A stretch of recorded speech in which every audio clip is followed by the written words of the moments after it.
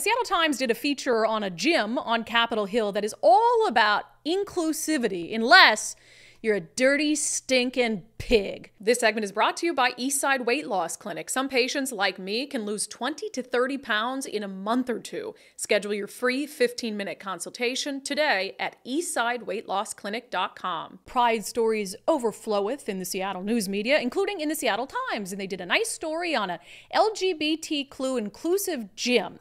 Seattle Gym's LGBTQ inclusive competition parties on despite trolls. Let me read from it for you, shall I? Okay. On its surface, the event is a competition for one powerlifting exercise, the deadlift. Over 3 different afternoon time slots, around 275 lifters, split into groups determined by their starting lift weight, will pull a bar laden with as much weight as they can manage from the ground and to their waists before setting it down. Wow, really detailed description of what a deadlift is. Thank you, Seattle Times. Unlike most weightlifting competitions, RCF's Pullapalooza organizers don't divide lifters based on their gender.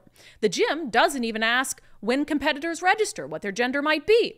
Despite a broader political landscape hostile toward transgender athletes in competitive sports, the Capitol Hill-based gym gives everyone a space to compete. Through RCF, non-binary and trans athletes say they've found a connection they haven't always had with their bodies and affirmation in their various gender identities.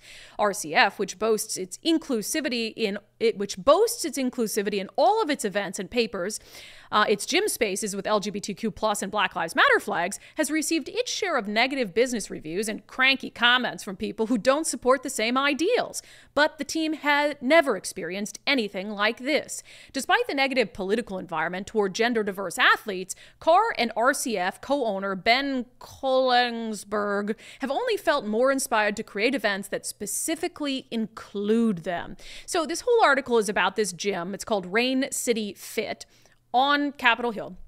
And they do all these events about inclusion. And some people have trolled them online, which I don't doubt. Like, that's fine, right? I mean, hey, if they're just trying to create an inclusive environment where people can lift, I like that they make it just any gender can compete.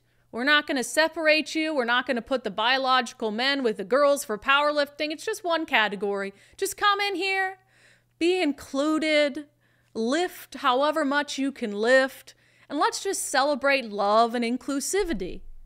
Unless you're a cop. Unless you're a little pig. Suey! You know? They walk in. You have too much fun doing that. Suey, piggy! If you're a cop, you're absolutely not welcome there. Because inclusivity, you have to have a line, right? You have to have a line. Inclusivity on gender, sexual orientation, race, background, all of those things. We welcome everyone except cops. So the Seattle Times, which this article, I should note, is written by Nathalie Graham, who is a former writer for The Stranger. So that gives you a little bit of context here. So when the Seattle Times first published this piece, the picture of it had Ben and Leanna, again, the co-owners of this gym.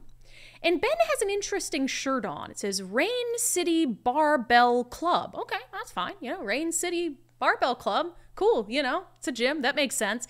Except the letters ACAB are strategically highlighted in blue. This is the main picture in the Seattle Times article. Rain City Barbell Club, ACAB, all cops are bastards. In the main picture in the Seattle Times article, celebrating a gym for its inclusivity.